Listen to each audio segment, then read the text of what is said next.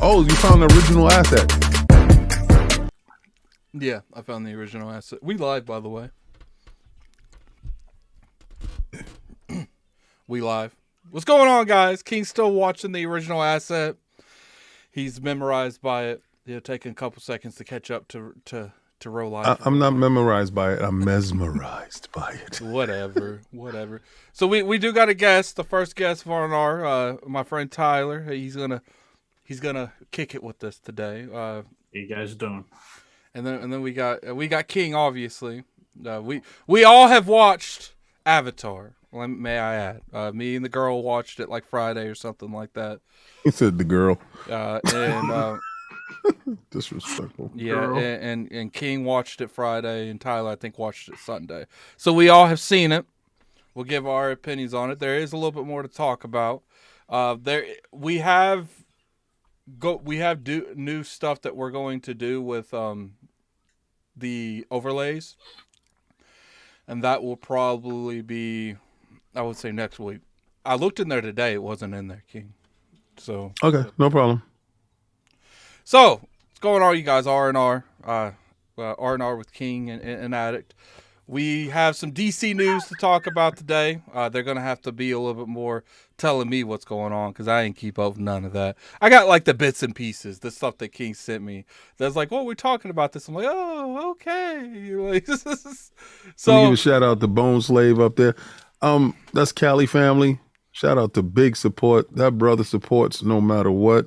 He's probably working right now. And brother, I do appreciate everything you do. See you at E3, brother. Yeah, so let's get straight into this, man. What do you guys want to talk about first? Like, it's because I heard there's a lot of DC stuff going on. Like, it's not just one thing. Go ahead, Tyler. I'll let you kick it off. I feel like it's a bunch of stuff wrapped into one thing with this James Gunn decisions. Seems like everything pretty much is getting canceled except for Suicide Squad and Peacemaker. So the two things he did. Tell me that don't sound mad biased. I'm gonna cancel everything but what I did. That's right. Anything before me meant nothing. Yeah. So so everybody else is pretty much done. I know there's been rumors that Jason Momoa is going to stay on as Lobo. I don't know if that's fact or not, but that's definitely been rumored. So I love the balls on him, Pauls. Because he comes out and like sweeping. He ripped the Band-Aid straight off, took off the stitches, took off the cast. I don't give a hell. You know, you're going to feel his pain right now, and you're going to have time to mourn and get over it. I like his tweet that he put out. He said we have a toxic segment of the community that thinks that by being disrespectful, raw, and nasty, that you're going to get what you want. That's not going to work. We're not going to be bullied. We're not going to be pushed. We're not going to be shoved. We're going to do exactly what we feel that's in the best interest.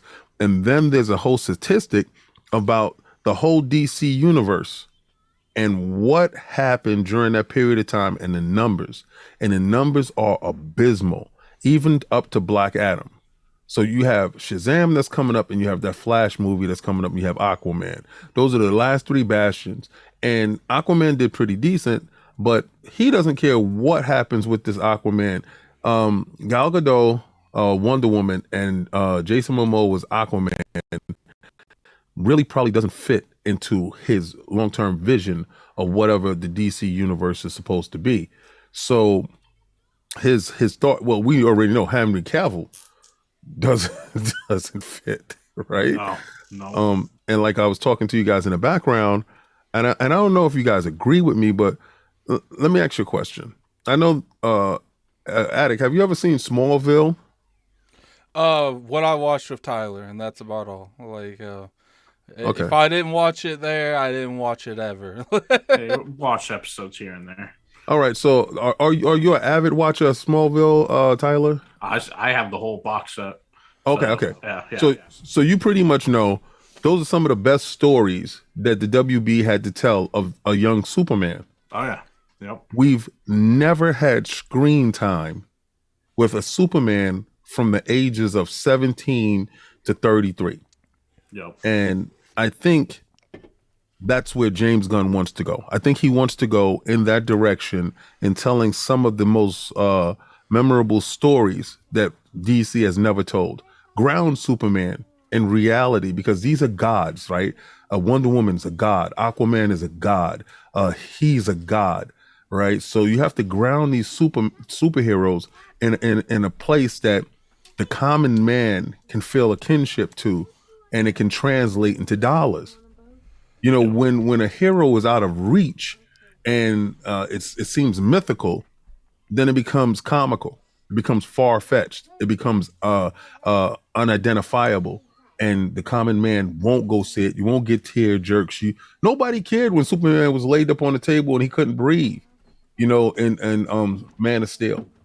So we have to grow into that character. And I think that's where James Gunn is going to go. Hopefully it works. But I think this toxic community is trying to kill a baby before the baby is born. And it's not good. I don't agree with it. It's as bad as it sounds. They're trying to take the cancel culture route, where, you know, if they're vocal enough, it will get like the higher ups to cave. Yes. But if the higher ups was like, yo, we trust in your vision, clearly we ain't doing anything right. Like we haven't built a universe. Like, we're gonna have to trust that you can do something. And if they just let him come in there and cancel all of these projects, what makes them think Twitter gonna bully them into canceling him? Like, it's not gonna happen.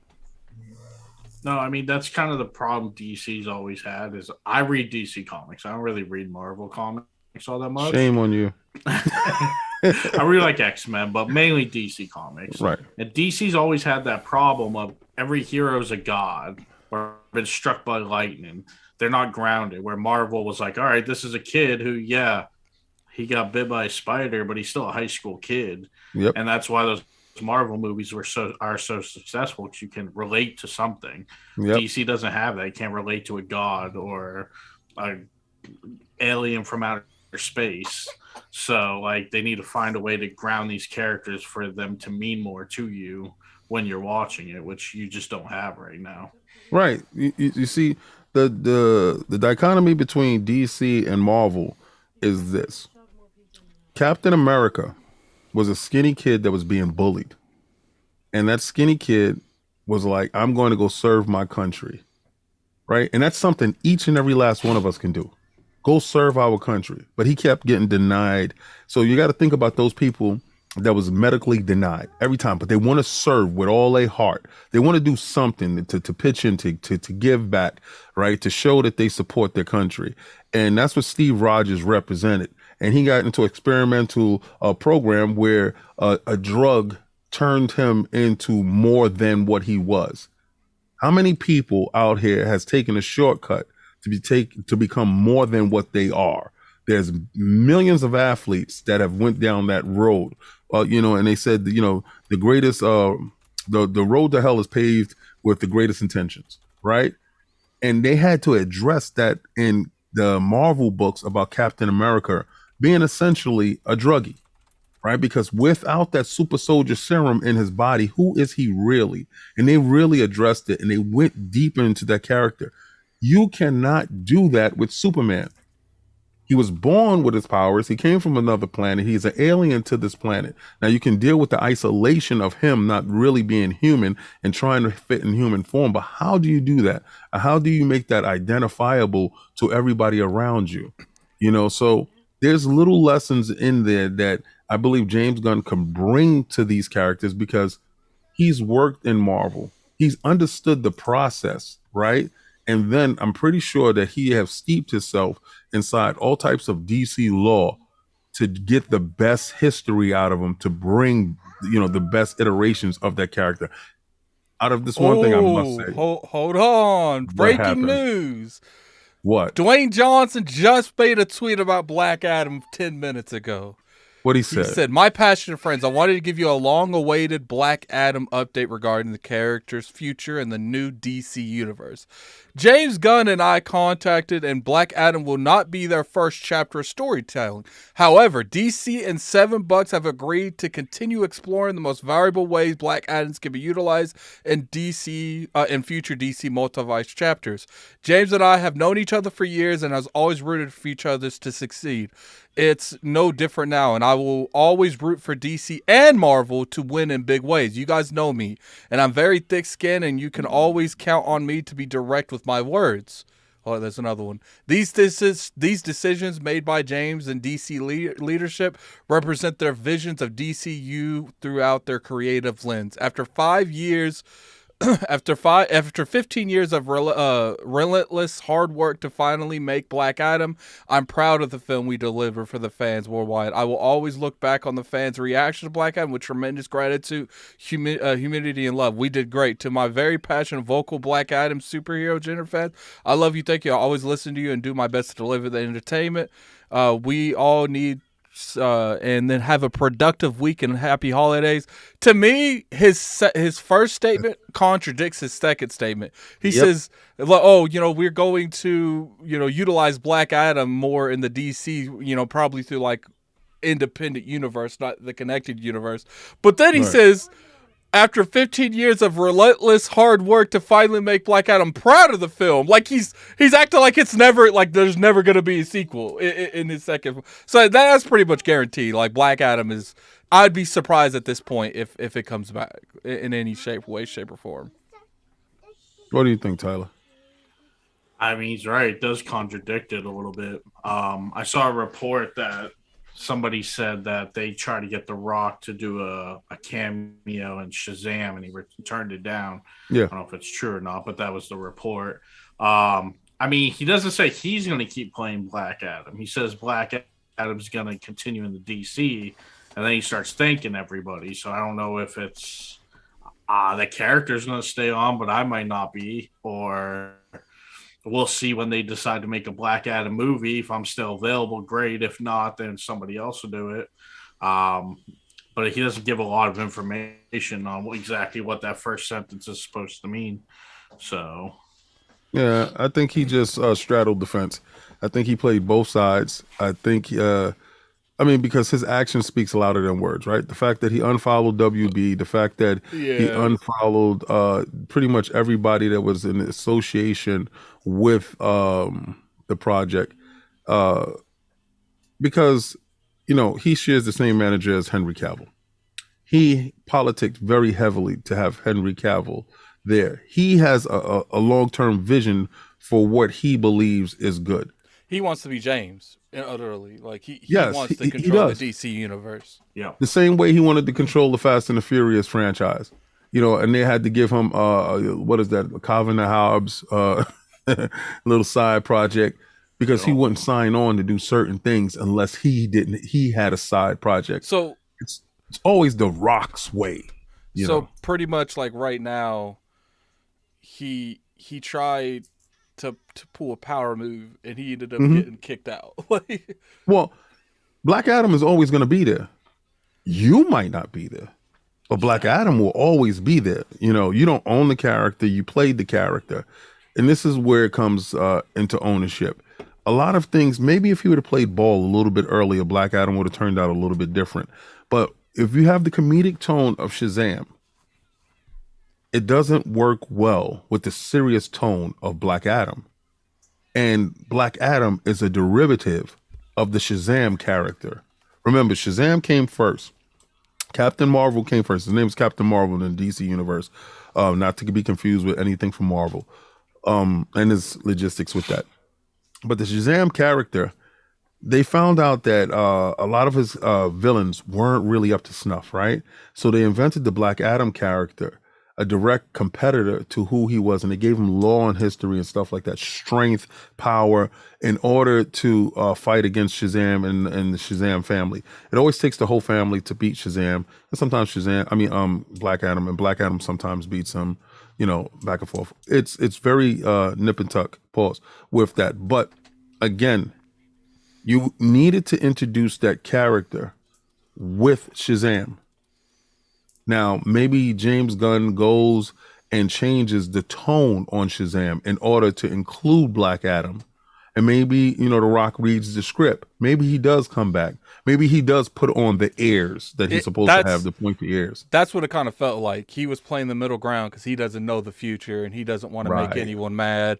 He probably started a lot of friction when he unfollowed people. And then that started where James is like, okay, The Rock has a huge following. We kind of want them to come. They don't want like a Johnny Depp moment where they feel like people are going to boycott because people have been kicked off projects. So, I mean, okay. So I see Nico Hunt say, sorry, James Gunn's got to go. Why? What has James Gunn done right now, Nico? Talking to you. That makes you feel that James Gunn has to go?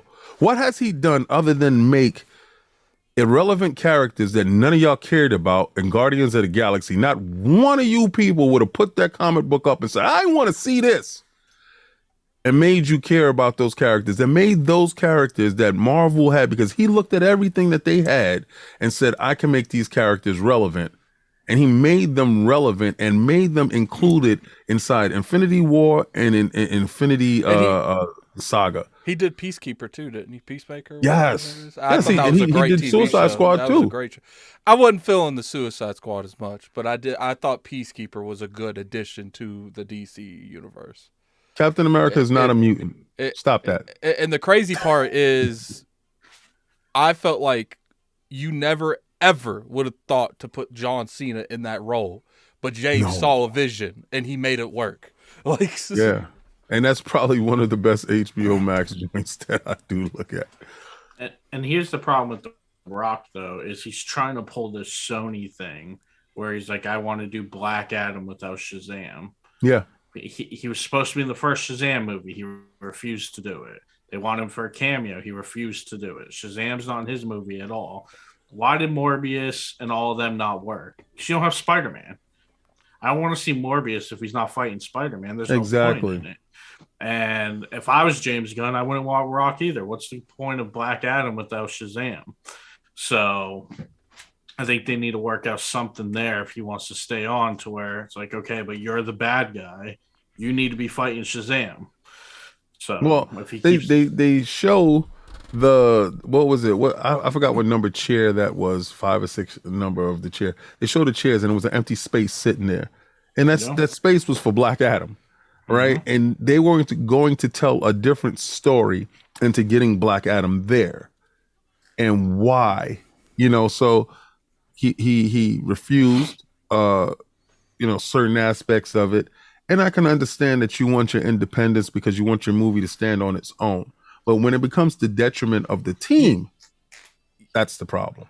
Wonder Woman's a prime example. She made an appearance in Batman versus Superman and had a phenomenal first going out the gate. Yes. So it's just like you introduce the character, Black Adam shows up in like Shazam or whatever. You introduce Black Adam. He gets a lot of hype going into him. People vibe with him in someone else's movie. So when you make his own movie, people know who he is because of another movie, and more people are willing to go. Yes. But instead, he's like, I don't want to be in Shazam's video. I don't want to be in Batman's. I don't want to be in nobody's. People gonna come to me.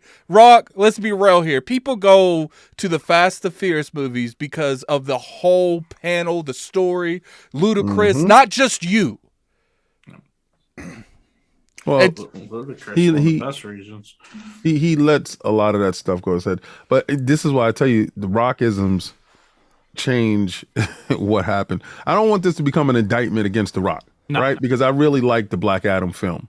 I like it as a standalone Elsewhere movie, just the same way as I like Robert Pattinson's Batman and Joaquin Phoenix's Joker. Those movies can stand alone in their own universe. The problem what The Rock did was, and this is why Henry Cavill is gone, and this is why the people are blaming The Rock for doing this. You directly made it a mainline thing by adding Henry Cavill. So it's not Elseworlds no more. This is a mainline, a main Justice League universe. Now you have to destroy this universe because he has definitely been implemented in it already, right? So you can't say this is an Elseworlds thing if this is your main heroes here. So the whole Snyderverse had to go, and unfortunately, The Rock is part of that now. And I do feel like their vision with The Rock could have worked, but The Rock, I do feel in the future would have ended up throwing a hissy fit because he didn't get his way in something, and it would have derailed that whole storyline. Like, it would have been nice to have like the Black Adam show up and the Black Adam fights Superman. Like, that would have been cool. That would have been a cool storyline. But I don't know if Black Adam versus Superman. I don't know. I honestly feel like Henry could have separated that. I am part of a film, not the film. I don't know if The Rock could have did that. Well, I think he got too much screen time, and I didn't. Like I don't know if he could have played nice with everyone in the long run. He does good at being an essential person in one movie, but when he gets put into like a universe, he starts to fall apart. Like, he could never have been Iron Man in that kind of role because he would have eventually ended up getting mad because why is this person getting more screen time? I'm an Iron Man. You know what I'm saying? That's why I got to respect Kevin Feige and the team for actually managing all those egos and satiating everybody during the way. I'm pretty sure there was a lot of bumps in the road, stuff that we probably won't hear of because it was so successful. Maybe if they did flop, then maybe we wouldn't hear it. But let me get this $2 super chat from Timber Cloud. I like the guest. Clearly, he loves this stuff. Thank you, Timber Cloud. Thanks, man. So, where's Nico at? Nico, I'm talking to you. You really need to explain. You can't leave toxic stuff and not explain why. Nico, where is it? Come on. And you ain't got a super chat, Nico. You didn't super chat before and I read it. You see, I don't have all my shades. My shades is here, Nico. You got the wrong king today, baby. You're not going to pull that crap. See, the shades is here. Glasses is on, Nico. I'm Batman, Nico. Let's go. Let's dance. I'm going to look into how to do like audio tune and stuff because I want to start implementing that into the shows. You know who does that really well? Gaz. Gaz. Yeah. I gotta talk to Gaz and be like, yo, show me your ways. Show me your ways. Info says you can tame those egos with cash. No, you can't. There's certain people. Here's the thing. When you're talking about, I would say the majority of the people that get casted for this, a lot of them end up being like the top 10% of Hollywood. Like the top 10% earners. Once you get to like where Johnny Depp was, where you have all this money, there's not an amount of money that they can give you that's going to settle your ego because you feel like you're good. There's nothing they can do in terms of finances to get you. You have to. The only way to serve those people is to stroke their ego. We're going to give you more screen time. We're going to give you your own movie. Like, once you have that The Rock type of money, he might not be the richest person in Hollywood, but this man will never struggle for money. I'm sure he's got plenty of investments. You can't settle him by just putting another zero in a contract. Breaking news. Nico Hunt says, laugh out loud. I'm not being toxic. I'm here. Yo, Nico, I'm just having fun with you. I know you're not toxic. Don't worry about it. You know what, Nico, I'm saying you're toxic, though. It's so bad. Attic is absolutely bad. But all right. All right. Yeah, go ahead, Tyler. Sorry. No, I was just going to say there's only been two instances in Marvel that has been reported of egos getting in the way. And it was Edward Norton with the Hulk. Oh. And what's his name there? The original War Machine. You're talking about Terrence Howard. Yeah, both of them supposedly their egos got in the way of money and everything else. They're not there anymore. Yeah, that's Marvel say, all right, bye, and that's what James Gunn is doing. He's saying, I'm making my decisions, and we're gonna live with them. They might be good, they might be terrible, but we're gonna find out one way or the other. So that's a huge part that you just said right there. Because Terrence Howard was on the precipice of being a War Machine in the very next movie. And he felt because he brought Robert Downey Jr. on and, because he highly recommended him. He bigged him up. He did that. But the contract for Robert Downey Jr. was larger than his. So that's where, you get egos that come in. And Don Cheadle stood right there, took the pie, and He's still acting in Marvel today. You know, Don Cheadle really doesn't have to do anything else, but he's allowed to do a whole bunch of other things. And he is, Hotel Rwanda really opened my eyes to what range he does have. So the guy is absolute genius. But then when we get over to who was the second one that you said? That was Edward Norton. Edward Norton. I loved Edward Norton. What Edward Norton tried to do was he tried to become the director, the writer, and the actor to the script. When you're such an intrusive individual, you ostracize yourself because you become toxic to the whole project. And you can't be talked to, you can't be reasoned with, you can't be bargained with, so you have to go. And he almost got that Incredible Hulk movie removed from canon, from the Marvel Universe. I'm happy that they did keep that Incredible Hulk movie on. I'm happy that they did use the Abomination, that they are going to use the Leader, because they did build a good foundation to it. But it's the fact that Edward Norton's ability to be the individual that he is allowed for this guy to come on and be the Hulk. And I'm so happy that he is, because he's very humble where he's at. He does the TV. You could never get Edward Norton to do the Disney Plus She-Hulk stuff. That would have never happened. Absolutely so I just like exactly where these guys are. And I think you're right. As far as stroke and ego, I don't think it's money that you can throw at these guys, because, they really don't want for anything.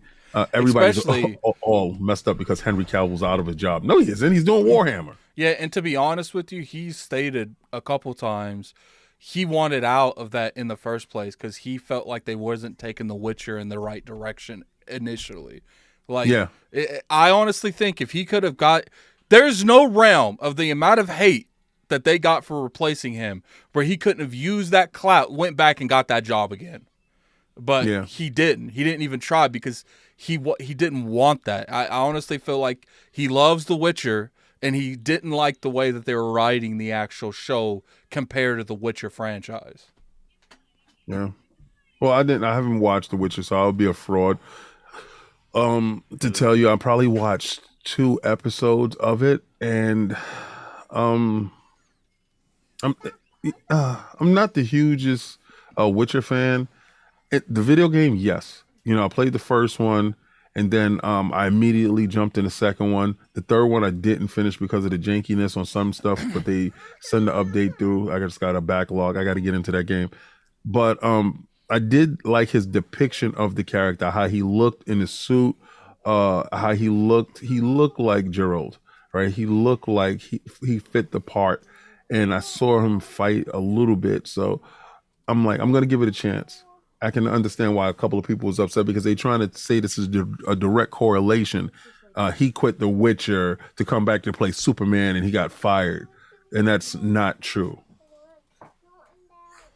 Yeah, it's just one of those things where I do feel like people get a little too emotional with like imagination videos and movie franchises. And I mean, we do it with games all the time. So I can understand why people do it with movies. But it's like at the end of the day, it's like, look, I'm not saying James knows what he's doing 100%, but I do think he's got more pluses and W's behind his name, such as like Guardian of the Galaxy, Peacemaker, than the majority of these people that's trying to push him out of the position. I got to give a shout out to Asante. What's up, brother? I got to say, though, that Edward Norton was a great Bruce Banner. True. But I do like what Mark Ruffalo has done with the character, too. I love the human nature that Mark Ruffalo has brought to the character. He's brought a certain level of pain that I think playing the Hulk needs. Is the psychological. See, y'all don't see it in here because there's no Hulk statues in here. In my red room, there's a crap ton of Hulk statues. He's probably my greatest character because he's so misunderstood, and it takes a hell of an actor. Shout out to Bill Bixby. I used to love the TV shows. To play that range of Banner, even though the Hulk is the show, Banner is the vehicle that keeps that show going. So, you have to play one hell of a Banner in order to get that out of, for the character, because there's a duality in that character. It's like moments like in the original Avengers where they're building up for him going Hulk again. And he's like, I guess it's time. And he starts walking up and they're like, you never told us your secret. He's like, I don't have a secret. I'm always mad. And then just turns into the Hulk. Yeah, for real. The genius of Ruffalo is it's not just pain, but it's a softness of this beast that just terrorizes everything. Then you have Bruce, and he speaks soft, he speaks slow, he's real gentle. And it's just a crazy, like, man, I can't believe this person turns into this. Yeah. And I think that's what makes Ruffalo's version so special, is because there's such a dichotomy, such a difference between him and the Hulk. Yep. That it's like shocking difference. Yeah, you can see it, right? Because like when he was chasing Black Widow through the Hera character, I think that's the most terrifying that you was able to see. How terrifying is like the Hulk chasing you, right? Mm-hmm. And to go to that part where he's, after he falls out of the sky and he's putting his clothes on, and he's, talking to the guy, the bum gives him the clothes, and he's like, yo, put on some clothes.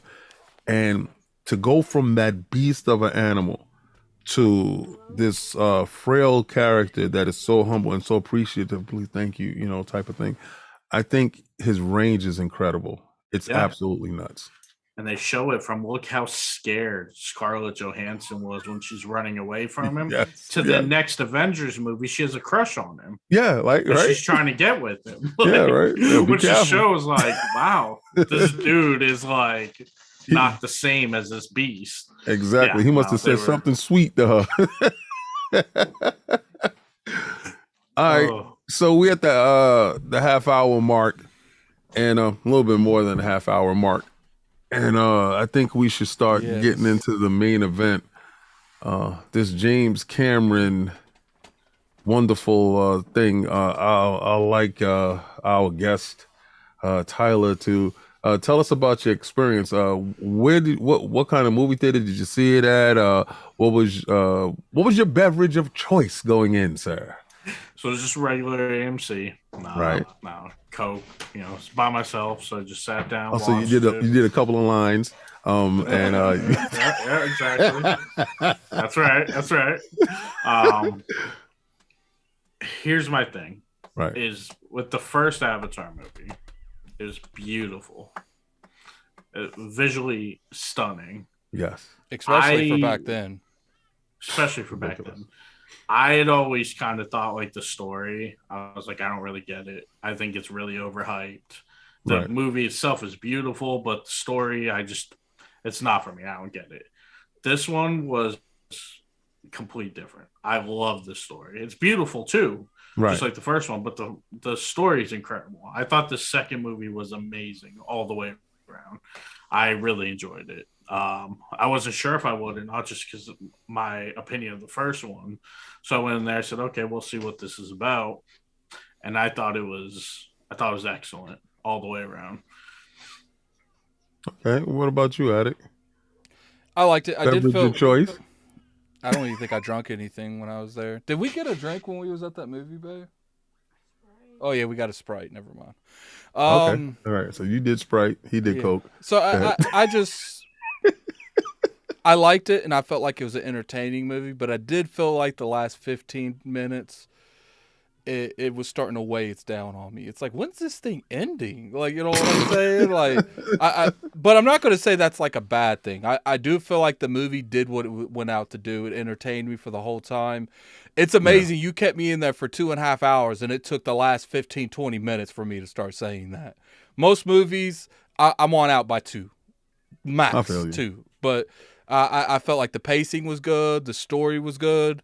I felt like, it's kind of interesting. Like in the first one, they chose the main character to be like the chosen one. But in this one, they were choosing his daughter. Which was, we'll get into the spoiler thing because we're only gonna, we're only doing this till 6 today because King got some stuff he's got to do. But, we're not in the spoiling part of it. But so it's just like, I felt like this is a good movie. At first I was very what's what I'm looking Critical. for? Critical of if it was going to make money or not. Because this second night, big area, we had like two rows of people. That's all. Right. So I'm like, I've seen more people in here watching some crazy, some nonsense, but it does look like the movie is extremely profitable almost. So I mean, I think they said 600 million they made in 3 days. That's ridiculous. So and that's good. That's the Rock's budget. Apparently they it was rumored, I don't know if you guys could speak on it, it was like $2 billion before they make profit. I have no idea. I read that somewhere. Yeah. Well, I think what it is all of because they've already filmed this movie and next movie. Like, I think that's $2 billion is both of those combined. Yeah. So. And that would make sense. Do you guys? I did a little research. You guys know why this movie took so long to come out? No. Because they couldn't mocap in the water 5 years ago. They had to make the technology for it, and it took a long time. It makes sense. Well, okay. Is it me now? Yeah, it's you. All right. So my beverage of choice was a slushie, and we had nachos. All right, and we went to the RPX. Oh, I seen it 3D, by the way. Yes, in 3D. I didn't want to see it in 3D. Like, we got there late because it's like a 45-minute drive. And I was like, is there one that comes on, in like 10, 15 minutes? You're like, the 3D one. I'm like, suck. Because I don't like 3D. It gives me a headache. But I was like, you know what? I'm going to watch it 3D. And I was thinking maybe you wouldn't watch it 3D, so at least I could give a perspective of someone that watched it 3D. So I'm sitting there thinking about content at the movie theater. I need a life, man. Well, I was thinking about content while we was going in. So that's why I took a picture of the 3D glasses as we was going in. Let me say this. The first movie meant so much because it was the first movie that was shot in IMAX and was at an IMAX theater, right? First 3D IMAX experience for myself, and it was that and that Moon movie. And my life was completely different at that period of time. But we got a chance to see it then, and he blew me away. The first movie was about air, right? And the possibility of this world and flight and stuff, and he depicted all of that. The movement, the CGI was top notch, and just the same way he did with Terminator. The first Terminator was a revolutionary movie at that period of time, right? It was like, wow, this is crazy. The CGI, well, the prosthetics and stuff that he was using for it and stuff that he was using for it. Terminator 2 was a masterclass. He outdid himself. And I said, can he capture that same magic? I don't know why the hell I doubted James, Mr. Cameron, going into this film, because from the moment that it started, I knew completely this is a different film. The ability to zoom in on the CGI and moving at 120 frames and sometimes 60 frames, and he was switching up camera speeds and lenses. It gave such a cinematic feel, such a real life feel to the film. And the CGI, the HDR, the particle effects, everything that was going on at one time was mesmerizing and mind-blowing. And then when he got to the other side where it was water, and remember the first wonderment you had in the first film where they got into the forest and it was night, and then you saw the glowing lights, and it was just like, it was a dance with your eyes. He did the same thing here with water. And I said, this man is an absolute genius, because right now, this is, I don't know, strike me dead. This is the best CGI I've seen in films at this moment. And I think he's a genius, and he has an eye. He has an eye. His team has an eye. So if Attic is saying that he waited all this time because he couldn't motion cap in water, the level of dedication for this man to get his vision to the screen is second to none, and he won't compromise. it was amazing for me. I saw a video on TikTok. I don't know if it was him, the camera, but it seemed like the director was speaking, and he was making questionable choices about some of like the fighting scenes, and they're like, look, like this kind of seems, because I guess it was already 3 hours. I guess Right. internally they were trying to cut back on how long the film was, and they're like, can we please cut this back, because like it doesn't give nothing to the story, nothing to character development. All it does is just this. And he's like, but I want to see that, so I think people want to see that. Like, that's good, because you want a director that is grounded in what he feels that the public wants, and I think he's right, because I don't see any throwaway scenes in the film for myself. Maybe I'm still too high on the film. I think the only scene that I would think they could have got rid of, and it wouldn't have really affected the story much, is the shit part at the end. Like, because I felt like they could have done that way shorter and got to the point way quicker. I felt like they were under that ship for like 30 minutes. Like, when it was underwater? Yeah. So he had to build tension. Yeah, I'm not making excuses for him, right? So I mean, okay. I agree that I don't think there's a lot of parts you could take out. I feel like it was, sadly, 2.5 hours, 3 hours was condensed compared to probably what he wanted to do. I feel like the movie flowed well. I'm more of a movie person than him, so I thought the movie flew past. I was like, oh, it's over already? All right, cool. Yeah, I didn't even know it was that long, to be honest with you, until we got out the movie theater and it was 6:00 in the evening. Yeah. So, no, I mean, both these movies are beautiful. I mean, you're right. The best CGI you're going to see in the movie right now. Every scene is it's incredible, and you're just mesmerized by it. And I was gonna say, it's gonna take moments like this to encourage other people to step up their CGI scenes. Like, oh God, yes. Mm-hmm. Because the first Avatar forced people to step their game up. So you already know this movie. Whoever was doing something, this is gonna blow them away, and they saw Avatar and was like, balled up their paper, and wrap that in the garbage, and said, "We're gonna start all over." Mm-hmm. So Attic, do you want to start off some spoilers at this point? You want to start the spoiler part? Yeah, we can start the spoiler part. I think that's fair. I'm gonna put the spoiler alert thing at the back of us. What's going on, Christopher Jones, General Spartan? What's going on? What's going on, Killian Brown? All right, so what's going on, people? I did feel like it was good for them, because I personally feel like the character. I don't know anything about the Avatar lore, but I personally feel like, once again, the spoiler alert's on the screen. If we spoil something, it's your fault. But anyway. All right. Remember, now this is the part of the joint where, if you didn't see the film and you don't want it spoiled for you, leave the theater now. You see how it's just me and Attic sitting in the theater?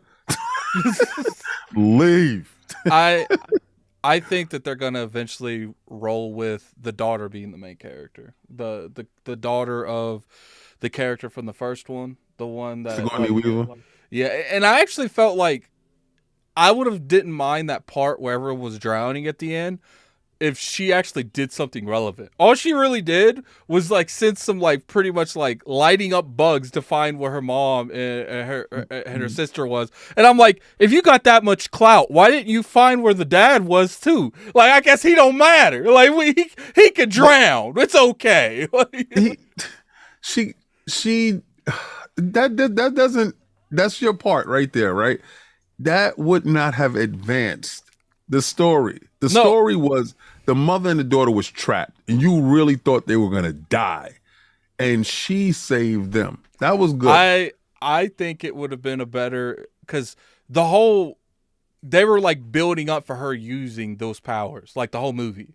Like almost every time you saw her, she's doing something. She's playing with something. She's doing something that wouldn't or normal those people can't do. That's why they called her a freak every 5 minutes. So I'm thinking she's sitting out there. She's about to do something crazy.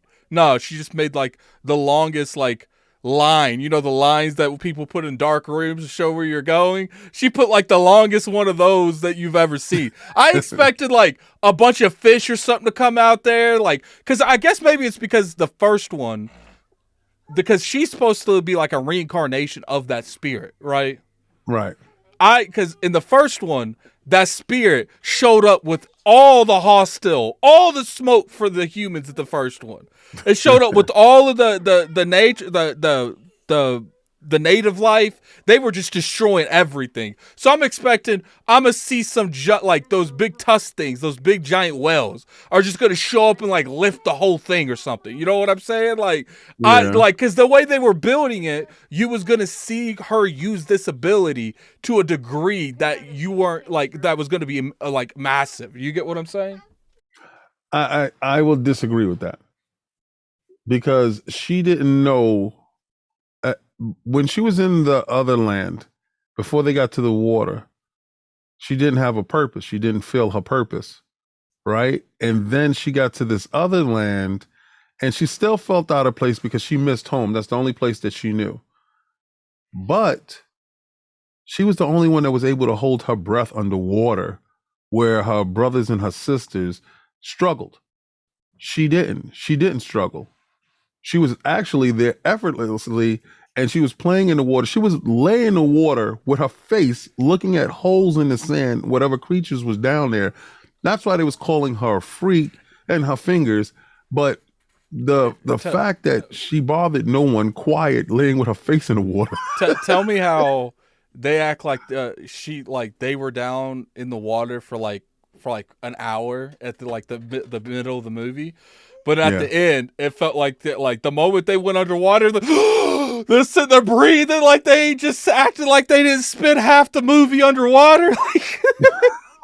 And it's different when you're swimming than when you're trapped under a boat. You know, like you have less air and everything else. Of course, you're gonna be struggling more, man.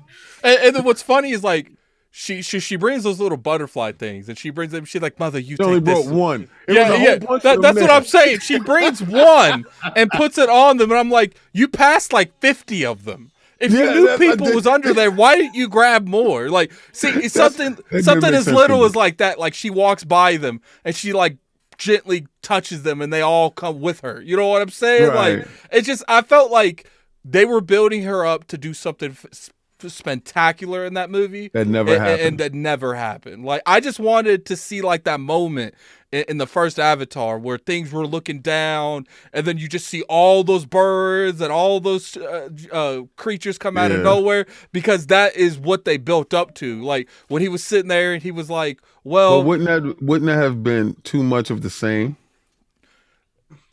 Yes and no. Yes, it would have been the same, but no, it wouldn't have, because now you're actually seeing the embodiment of this person. You know what I'm saying? Like, and that's the biggest thing I was saying, because when he put his hair, or that neural link that's in their hair in the first one, it said, look in her memories. Tell me that they ain't issues. Tell me that you don't need to help us. What? You got to read that.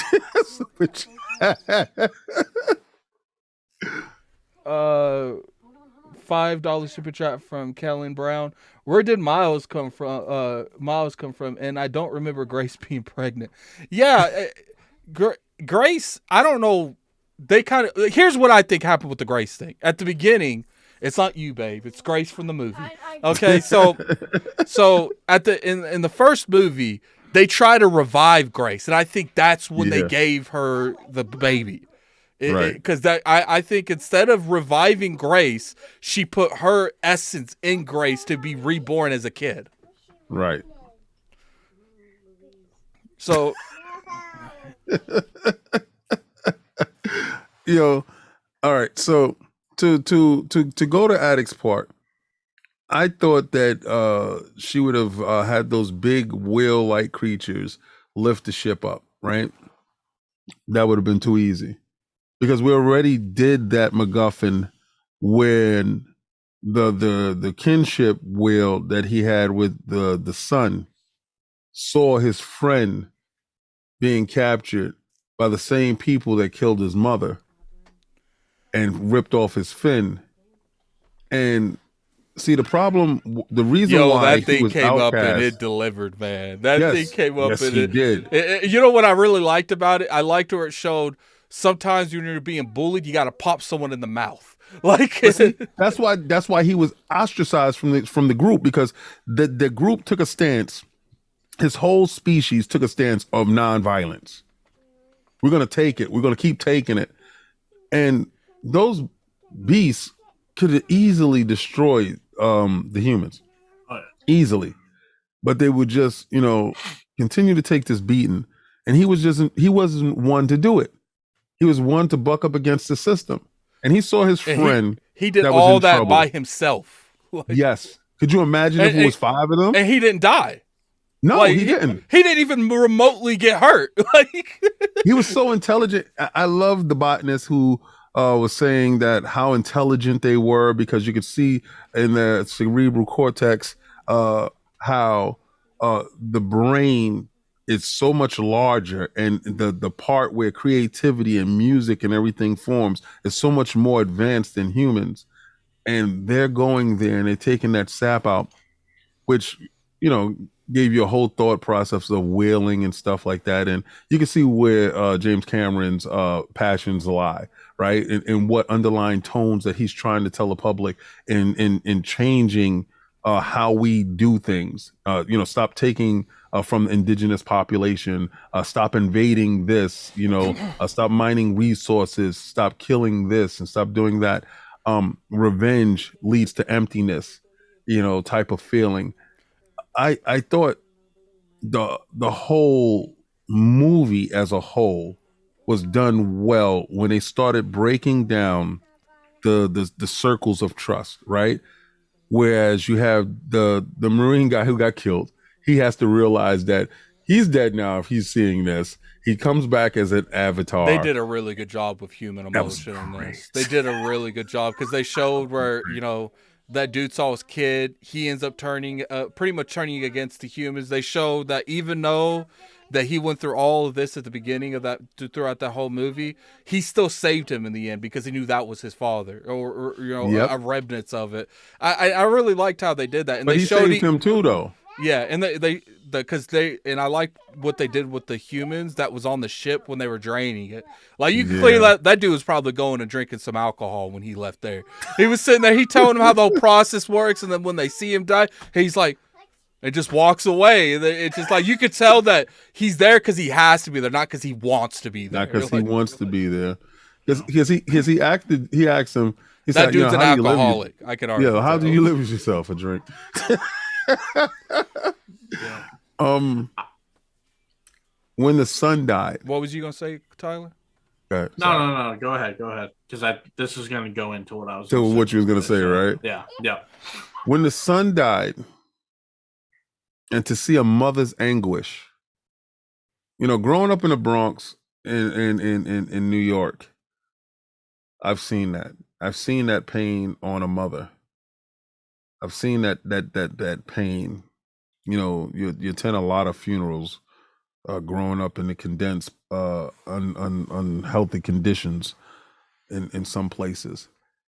To see Zoe depict that rage, that moment, she had to be very present at that moment. And her rage is right there. And she's screaming and she's bubbling over. She wants to collapse. She wants to break. She wants to fold. She wants to, just pack it all in, because, he brought us to this land and they're still following us anyway. We could have defended where we were. And You could my tell son is dead. The whole time. And he tells her. You could tell that whole time when he's like, let's go to battle. And she's like, finally. You could tell that whole time she'd be like, She was finally, waiting for this. we can kill some humans. It's about time. But when he told her, I need you strong. I need you to harness this rage, this passion that you have right now in your chest. I need you here. I can't do this without you. Because he knows if she goes rogue, we're screwed, and that moment between, because it was a lot of connection moments in this film, but that moment between a husband and a wife, if anybody was really watching the household structure, yeah, the woman has the say, the man defers, and they've done this in all of it. When he went to go see the other chieftain, and the wife was really refusing, and he looked over like, this dude helped us be, and he was like, please don't make me be that guy to this dude. And she was like, okay, I'm gonna let you be the man. And the same thing with Zoe's character, where the husband had to give up his matrix of leadership to go to another foreign land for them to do it over again, to start over, to humble themselves, to be asked into some place, and she followed her husband to this place. So at this moment now where her son is dead, and that was a real emotional moment, and he's like, I need you really And present right here with me. And it was that was all for the movie for me. She was That like a demon after when she Yes. got on that. You could tell that like it's like equivalent. Like there's this show called like The Originals and Vampire Diaries, and like it's pretty Yes. much like vampires, werewolves, and stuff. And the vampires could do something where they turn off their humanity, where like they're no longer feeling emotions anymore. And that's what I felt like when she stood up. Like she just flipped Yeah. that switch, and she's like, I'm about to go rage Ham. alpha on these people. She killed I gotta like read 10 this. people in like 5 seconds. Like, I gotta read this super chat. Christopher Jones with the $4.49. I'm gonna round you up to $5. £5 super chat. Christopher Jones, I do appreciate everything. The token took 500 bullets to the gut and said, "Nah, son, your DPS game is weak," and swam back off the boat like Hector the Macho Man. you know what I liked when he took that when the whale took that whale was doing so much damage with that wire. It was unreal. Like you think it's over. He threw it on the thing. You think, okay, he's gone. He's looking for it. He jumps back over and he still has the wire and just killed everyone again. Like, Oh man. all right, we gotta start closing off, guys. $5 super chat from Colonel Brown. Did anyone get God of War flashbacks when his son kept getting on in trouble? I feel like they were trying to show like, and to be honest with you, that was kind of done. That was probably one of the biggest critiques I can give it. I felt like they could have done, the interaction between them and the sea people a little bit better. It felt a little forced, just a little bit, like not like mad. Like I just don't understand where you have that much hatred towards them and you just like, oh, let's go out fish about past the barrier. Let's go do that after they just like you and them just fought. So now you just believe in them like 5 seconds later. See, Addict, this is where I'm gonna have to buck up against that. I've been that cousin. Don't buck up on me. Yo, we gotta clip that. We gotta clip that. We gotta put that. I've been that cousin that's gone down south and fought my cousins. Right? And right after that, we go over to get ice cream and the same thing. So those Caribbean cousins, that was a whole Caribbean thing. If you want to say they was West Indians or Dominicans or whatever, it was funny. It was cute. But again, I understand it because they're kids. They want to fit in. They want to belong, but they got to learn their place and they got to learn the hierarchy in it. And yeah, to fight, but to also get little revenge. Yeah, they do that. I mean, it's the rite of passage with children in order to bond. So I fought my cousins and went to the bowling alley after that and stuff like that, and wind up getting in trouble because they set me up. Let's go and do these popcorns so we can get you up out of here. Okay, yeah. Tyler, how many popcorns would you give this movie? Oh, we have a rating system of 1 to 5. 5 meaning, oh my God, and 1 meaning. So for me, I'd say it's probably a 4. Like I said, I went into kind of lower expectations because first one was whatever. But I enjoyed it a lot. So I'd say 4 popcorns. What about you, King? I give it 4 popcorns as well. I got to reserve that 5 popcorn thing for something that has encapsulated me into a nutcase. So I got a reserve 5, but it's a 4. And trust me when I say 4 popcorns is what it is. It's dope. I had to give it a 4 too. I felt like it was a well-paced movie, and I want you guys to realize how hard it is to make a well-paced 3 hour plus movie. It's almost impossible. And they did a very good job. They kept me entertained. Like I said, it was just like the last 15 minutes. And I think that was mainly because I'm like, man, I'm hungry. I need to use the bathroom. I don't even think that was the movie. I was like, this place needs to end so I could go do stuff. But, I think it was a good movie, man. I think you guys should definitely go watch it. Hopefully you've watched it if you're on the spoiler part by now. I think you guys would enjoy it. And when it comes out on that DVD, I'm sure it's going to look spectacular on Blu-ray. Yep. I'm gonna probably pick up my last 4K Blu-ray DVD, which will probably be that. I'm so excited to hear that they do have sequels in the making, and I want to see what those avatars look like on other sides of the planet. Because you have water, you have air, so it's probably like it's funny, Avatar, right? Last Airbender. And you're looking at air, water, fire, and stone, ground. I think Earth would have been next. where they were. I think Earth would have been where they were originally from. Yeah, in the forest. I don't think so. I think they were air because remember they was flying. They were in the trees, so yeah, that would be air probably. So that's air. Yeah.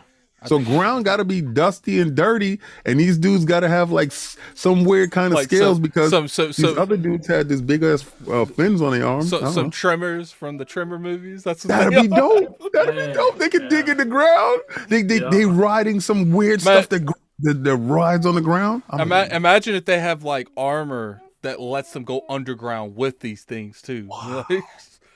Oh yeah, riding probably giant rhinos that can dive in the ground. That's crazy. Oh yeah. All right, so appreciate everyone coming through here. You guys definitely. All right, King. Real quick, we about to leave. What's that show on Netflix I gotta watch again? What's that called? Baki. Baki. Spell that. Baki. Baki. Okay. I will finish 10 episodes. You finish season 1 of Attack on Titan before the end. Oh yeah. I watch more. I watch more Attack on Titan. Yeah, and we will have a breakdown of Attack on Titan season 1 when we come back. But I appreciate everyone coming through. We're going to go ahead and close out of here. Peace, King. Peace. Happy holidays.